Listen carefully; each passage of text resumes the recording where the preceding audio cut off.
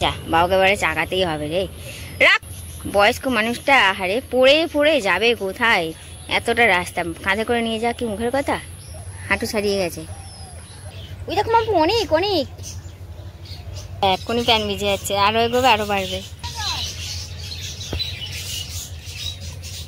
ওইদিকে আরো বেশি হবে, যত দূরে যাচ্ছে তত দূরেই আরো বেশি জল বাড়ছে, আর ও পিছন পিছন সঙ্গে সঙ্গে যাচ্ছে। দেখো, অনেকে বলে মানুষ ঘুমালে নাকি রাত্রিরে মরা হয়ে যায়, সত্যিই বটে। আমি মনে কালকে মরেই গেছিলাম, মানে এত ঘুমিয়েছি, জানিই না যে এত পরিমাণ জল হয়ে যাবে। মানে হ্যাঁ, বৃষ্টি হয়েছিল জানি, যখন শুয়েছি তখন বৃষ্টি শুরু হয়েছিল, তারপরে যে এই যে তুমুল বৃষ্টি হয়েছে তাও আমি বুঝতে পারিনি। অথচ দেখো আমাদের অ্যাজবেস্টার, মানে অ্যাজবেস্টারে তো জানোই আওয়াজ হয় ভালো মতো, তাতেও আমি বুঝতে পারিনি যে এই তুমুল বৃষ্টিটা হয়েছে, যার কারণে চারিদিক জল দাঁড়িয়ে গেছে, একদম জলে থই থই করছে। সত্যিই বুঝতে পারিনি। সকালবেলা উঠেই যখন ঘুম চোখ খুলেই মানে জানালাটার দিকে তাকিয়েছি, দরজা খুলে বেরিয়েছি, দেখি এই অবস্থা। আমি তো একদম মেরে গেছি যে কখন এত বৃষ্টি হলো, যে জল দাঁড়িয়ে যাওয়ার মতন। মা বলছে ভোরের দিকটায় বেশি হয়েছে, রাত্রির অল্প অল্প হচ্ছিলো, কিন্তু ভোরের দিকটাতেই বেশি হয়েছে।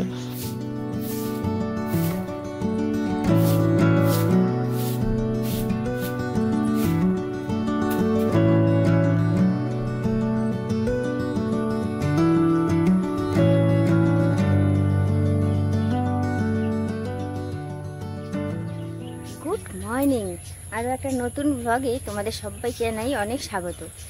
গতকাল রাতে বৃষ্টি হয়েছিল জানি, তবে এই পরিমাণ বৃষ্টি হয়েছে বুঝতেও পারিনি। চারিদিক সেই জলে থই থই করছে, আর একবার তোমাদের দেখিয়েছিলাম না সেরকম। এবার সমস্যা হচ্ছে, আমার বড় সমস্যায় পড়েছে, অনেক বড় সমস্যা। সমস্যাটা হচ্ছে ওই যে বাইকটাকে ঘরে এনে, কালকে বাইকটাকে হচ্ছে পরিষ্কার করিয়েছিল, সার্ভিস করিয়েছিল, পালিশ টালিশ করিয়ে একদম একাকার, আর আমাকে দেখাতে এনেছিল। বাইকটা আনে না, ঘরে অনেক দিন আনে না, সেদিনকার সারানোর জন্যই জাস্ট এনেছিল। কালকে হচ্ছে পরিষ্কার করেছে, নতুনের মতন চকচক করছে বলে বাইকটা আমাকে দেখানোর জন্যই এনেছিল, যে দেখো বাইকটা না নতুনের মতন চকচক করছে। আর ব্যাস, রাতে বৃষ্টি হয়ে বেচারা পুরো ফেঁসে গেল। এই জলের মধ্যে দিয়ে বাইক তো যাবেই না, জল না কমলে সম্ভবই না। তো যাই হোক চলো, এই যে রোদ উঠে পড়েছে, মুখে পড়েছে দেখতে পাচ্ছ, জল কমলে বর তাহলে বাইকটা নিয়ে যেতে পারবে, নাহলে অনেক বড় সমস্যা। আর উঠোনে দেখো রাবিশটা ফেলানোর পর অনেক সুবিধা হয়েছে, এই জায়গাটায় কাদা ব্যাজ করছে না। আজকে রান্নাটা একটু প্ল্যানিং করা রান্না। কালকে যে রান্নাটা হয়েছিল সেটা আলাদা করে তুলে রাখা হয়েছিল আজকে সকালবেলা হয়ে যাওয়ার জন্য। আর আজকে রান্না হবে যে গাছের থোড় নামানো হয়েছিল, মোচাটা তো খাওয়া হয়েই গেছে, এই থোড় হবে, থোড় ভাজা আলু দিয়ে। আমি এতটা বৃষ্টি হচ্ছে জানি না, বৃষ্টি হয়েছে জানি, কিন্তু এই যে জল জমানোর মতো এই পরিমাণ আমি ঘুমিয়ে মরা না, আমি ওইটা টের পাইনি জানো। যাদের শরীরে রক্ত কম বা মানে সুগার আছে তাদের জন্য কিন্তু থোড় মোচা খুব উপকারী। এতদিন দেখো আমরা খেতামই না, প্রায় দাদুকে দিয়েই দিতাম, এখন গিয়ে টের পেয়েছি যে না, খেতে হবে। থোড় কাটা হয়ে গেছে, আর থোড়ের মধ্যে দুটো আলু দিয়েছি, কারণ ওরা টিফিনে নিয়ে যাবে তো, রুটিরা খাবে, এবার মুখে শুধু থোড় ভাজা দিয়ে ভালো লাগবে না, দুটো আলু ওই জন্য দিয়ে দিয়েছি, কারণ বাসি তরকারি দিয়ে রুটি দেবো না। এই যে থোড় কেটে আর হলুদ জলে ভিজিয়ে রেখেছি, অল্প একটু আলু দিয়েছি, আর মা ওইদিকে শুকনো লঙ্কা জিরে ফোড়ন, কালো জিরে ফোড়ন দিয়ে বসিয়ে দিয়েছে, আলুটা ভাজবে, তারপরে ব্যাস থোড় দিয়ে দেবো। গুড মর্নিং বলুন। Good morning. এই কাজ শুরু হলো রান্নাবাড়ি। রান্নাবাড়ি না, ওটাকে কি বলে, যুদ্ধ না। অবশ্য আজকে যুদ্ধ হবে না, আজকে যুদ্ধ হবে না, কারণ আজকে রান্নার সেরকম তাড়াহুড়ো নেই, একটা আছে তো, একটা হলেই হয়ে যাবে। আজকে সেই যুদ্ধটা করতে হবে না, ধীরে সুস্থে হলেই হবে। ভাজা হতে আর কতক্ষণ, গাছের টাটকা থোড় পুক করে হয়ে যাবে। ও বাবা, বলছি জলের মধ্যে আপনার হিরো হুন্ডা কি করে নিয়ে যাবেন? তারপর আমার মনে হয় বৃষ্টি হবে। হ্যাঁ, বাবাকে বলছি যে বাবা আপনার হিরো হুন্ডা কি করে নিয়ে যাবেন এই জলের মধ্যে? হিরো হুন্ডা নিয়ে যাওয়া যায়,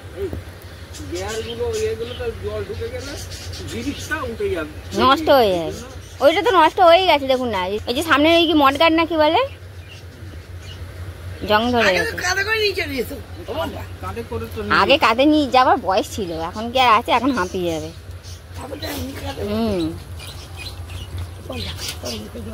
হ্যাঁ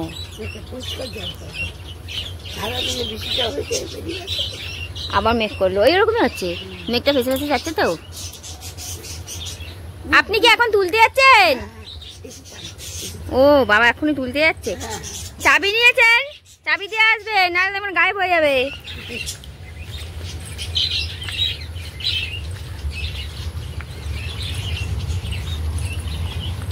আমার বরের বাইকটা যাবে কি করে? সাইকেল তো বাবা চলে যাচ্ছে, কিন্তু বাইকটা যাবে কি করে? বেচারা ফ্যাসাতে পড়ে গেল গো। যা, বাবাকে এবারে চাকাতেই হবে রে। রাখুন না, ভাই নালে রেখে দিয়ে আসবে। ও বাবা,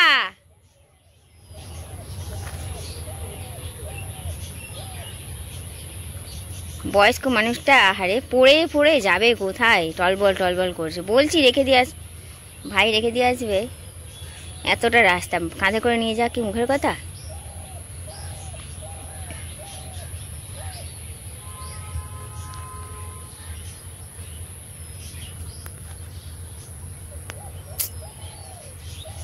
বাবা ওরকমই, বললে কোনো কথাই শোনে না। আমার বরটাও তাই, বাপ বেটা দুজনেই সমান। হাঁটু ছাড়িয়ে গেছে। এতটা রাস্তা কাঁধে করে নিয়ে যা কি মুখের কথা? যাই হোক, কাঁধে করে হোক যা করে হোক, বাবা ঠিক নিয়ে যাচ্ছে, কিন্তু বাইকটা তো যাবেই না। কী করে যাবে? টেনশান, বড় টেনশান। আবার বৃষ্টি চলে এলো। মাম্পু, বাবা তো বাইকটা যা হোক করে নিয়ে চলে গেল। বাইক বাবার হিরো হোন্ডাটা কাঁধে করে নিয়ে গেল বাবা। তুমি কি করে নিয়ে যাবে তোমার বাইক?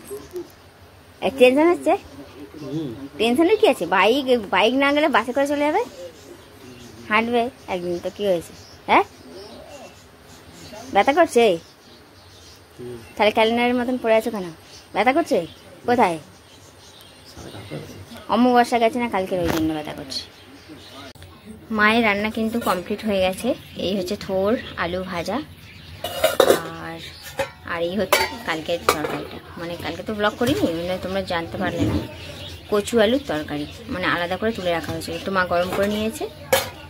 আর এদিকে আটাও মাখা হয়ে গেছে আমার। ওইদিকে ও শুয়ে শুয়ে চিন্তা করছে যে বাইকটা আমি কেন আনলাম, কি করে নিয়ে যাব। আজকে কাজে যাওয়াটা খুব দরকার ছিল। ওর মালিক তোকে বারবার ফোন করছে কি অবস্থা না অবস্থা, আসবে কি না আসবে। এবার যাওয়া তো সম্ভবই না, বাইক নিয়ে যেতে গেলে পুরো সাইলেন্সার পাইপ ডুবে যাবে আর বাইক চালু হবেই না। ওই জন্য একটু টেনশন করছে যে আজকে তো শুধু শুধু কাস্টমার কামাই হয়েই গেল এই একটা ভুলের কারণে। বাবা আসছে কাজে, আমাদের এখানে জল হলে হাফ প্যান্ট পরেই যেতে হয়। দেখলে তো তোমরা কতটা করে জল হয়েছিল। হাফ প্যান্ট পরে যাচ্ছে, ফুল প্যান্ট নিয়ে যাচ্ছে, ওখানে গিয়ে পরে নেবে। ফুল প্যান্টটা আরও গোটান, এই হাফ প্যান্টটা নাহলে ভিজে যাবে।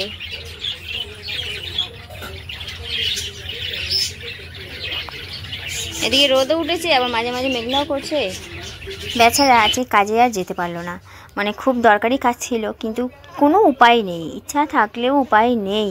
মানে বাসে করে যেতে গেলে ওকে অনেক হাঁটা পথ, মানে আমাদের বাড়ি থেকে বাস স্ট্যান্ড অনেকটা দূর, আবার বাস থেকে নেবে ওদের অফিস, সেটাও অনেকটা দূর। এবার হেঁটে যাবে, আসার সময় অনেকটা হেঁটে আসবে, সেই ক্ষমতা ওর নেই। কারণ গতকাল অমাবস্যা গেছে, ও সারা শরীরে ব্যথা, মানে এতটাই ব্যথা, মানে ঠিকঠাকভাবে হাঁটাচলাও করতে পারছে না। ওই জন্য ওকে বললাম যে অফিসে ফোন করে বলে দাও যে তুমি কোনো প্রকারই আজকে যেতে পারবে না, কিছু করার নেই, ইচ্ছা থাকলে উপায় নেই। দেখো মাছের বাচ্চা ভাসছে, কী মাছ কী জানি ভাসছে অনেক। এই দেখো ওখানে আছে কত, ওই দেখো মাম্পু অনেক অনেক কচু গাছের কচু পাতার তলায় সব বাচ্চা মাছ, বড় মাছ নেই যে একটু ধরবো।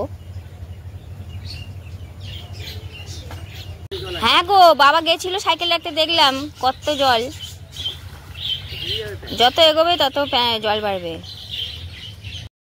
ভাই যাচ্ছে জল আনতে, আসলে জলটা আনতে যেত না আজকে রাতে, জানো তো মাংস হবে। এবার আমার বরের বাইকটা যদি রাস্তায় থাকতো তোলা, ও মানে কাজে যেত, আসার সময় নিয়ে চলে আসতো রাত্রিবেলা, মাংস রাত্রিরে হতো। কিন্তু যেহেতু আমার বর যেতে পারবে না, ওই জন্য ভাইকে বললো তাহলে মাংসটা এনে দে। এবার শুধু শুধু মাংস আনতে যাবে, ওই জন্য খালি ড্রাম ছিল, একদম জল আর মাংস দুটোই নিয়ে চলে আসবে। দেখছো তো, যত বেলা বাড়ছে তত জলও বাড়ছে। এরকম জল হলে সত্যি কথা বলতে আমি কোথাও কখনো যাই না, বেরোই না এই জলের মধ্যে, বেরোতে ভালোও লাগে না। কিন্তু আজকে কী জানি কী ইচ্ছা হলো যে চল তো বঘা একটু যাই, গিয়ে ঘুরে আসি কোথায় কতটুকু জল হয়েছে। অবশ্য বেশি দূর যাব না, আর্ধেকটুকুই যাব, একটু ঘুরে আসি। মানে মুদ্রা কথা হলো জল ঘাঁটতে ইচ্ছা করছিল জানো, ওই জন্যই যাচ্ছিলাম। আর ওকে দেখো শুধু একবার বলেছি চল তো বঘা আমার সঙ্গে, আমার একা যেতে ভয় লাগছে, একটু পাড়া ঘুরে আসি, জাস্ট একবার বলেছি, ব্যাস আমার পিছন পিছন দেখো জল ঘাঁটতে ঘাঁটতে ঠিক চলে আসছে। মানে প্রকৃত এরাই ভালোবাসে। হ্যাঁ, এদের ভালোবাসার পেছনে কোনো কারণ থাকে না, কোনো স্বার্থ থাকে না। যত দূরে যাচ্ছে তত দূরেই আরও বেশি জল বাড়ছে, আর ও পিছন পিছন সঙ্গে সঙ্গে যাচ্ছে। দেখো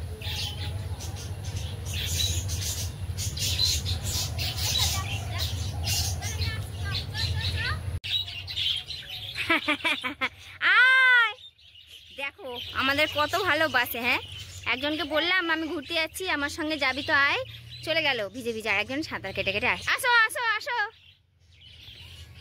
আয় আয় আয় আয়, সাঁতার কেটে কেটে এলো, আয় আয় আয় আয়, জলদি জলদি জলদি জলদি। আসলে না ওরা ভয় পায়। আয় আসো আসো, পুরো ডুবে গেছিল তো, ওই দিকটা সাঁতারই কাটতে হবে ওকে। আয় আয় আয়, আমাদেরকে ওদের দেখতেই হবে। আসো, ভিজে ভিজে আসতে হবে।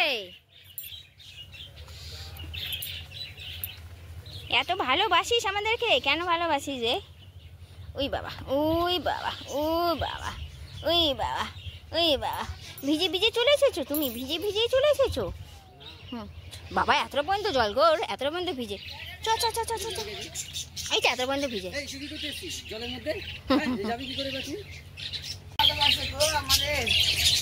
পুরো ভিজে গেছিস তো ম্যাম, একটু রোদ্দুরে বস। হ্যাঁ শুকিয়ে নেবে, দেবো দেবো, রুটি আছে, দেবো দেবো। ভিজে ভিজে এলি কষ্ট করে দেবো না, দেবো দেবো দেবো দেবো দেবো। সুযোগে সদ্ব্যবহার করে নিতে হয়। দেখো রক্ত দেখো কেমন, পায়ে যোগ কামড়েছিল। কোনো সুযোগ কিন্তু হাতছাড়া করাটা উচিত নয়, সুযোগে সদ্ব্যবহার করে নিতে হয়, নয়তো পরে পস্তাতে হয়। দেখো আমাদের কল টিপে টিপে এই এক্সট্রা কাজগুলো করতে কিন্তু খুব কষ্ট হয়, কলটা যেহেতু শক্ত তো। এই দেখো এত জল, চারিদিকে জল। আসলে কালকে বাইকটা ওয়াশ করে নিয়ে এসেছিলো, সার্ভিস করে নিয়েছিলো, কিন্তু এই যে চেনের যে এটা থাকে না কভারটা, সেটা পর্যন্ত ওরা তো আর এত পরিষ্কার করে ধোবে না, কারণ এটা ভেতরের দিকে থাকে। ওই জন্য ও ভালো করে খুলে আর ধুয়ে নিচ্ছে, কারণ বাইকটা যে কটা দিন আমাদের ঘরে থাকবে বৃষ্টির জল তো পাবে, যাতে বৃষ্টিতে নষ্ট না হয়ে যায়। ওই জন্য বলছে এগুলো পরিষ্কার করে একদম পুরো বাইকটাতে তেল না মোবিল কী জানি লাগাবে, লাগিয়ে রেখে দেবে, তাহলে বৃষ্টি হলে বৃষ্টির জলটা খুব একটা ধরবে না আর বাইকটা নষ্টও হবে না। হ্যাঁ ওখানে পেতে দাও, বসবো না, দরজাটা লাগলো হাতে, নাইটের সঙ্গে কেচে দিয়েছিলাম। এই আয় এখানে, এখানে আয়, এখানে বস, ভেতরে বস। বাইরে বৃষ্টি শুরু হয়েছে, কি করে ওদেরকে তাড়িয়ে দিই বলো তো? এতটা জল ঘেটে ঘেটে সাঁতার কাটতে কাটতে এসেছে আমাদের কাছে, বাইরে বৃষ্টি শুরু হয়েছে বলে ওদেরকে তাড়িয়ে দিতে আর ইচ্ছা চাই। ওই জন্য নাইটিটা পেতে দিলাম, পুরোনো একটা নাইটি, ওখানেই বসে থাকুক। পাখিগুলো দেখো কি মজা লেগেছে। হ্যাঁ মানে বৃষ্টির জল পেয়েছে, কেমন চান করছে দেখো। বন্ধুরা আজকের ভিডিওটা এখানে শেষ করছি, কারণ এত বড় ভিডিও দেওয়া যাবে না, বাকিটুকু কাল শেয়ার করব।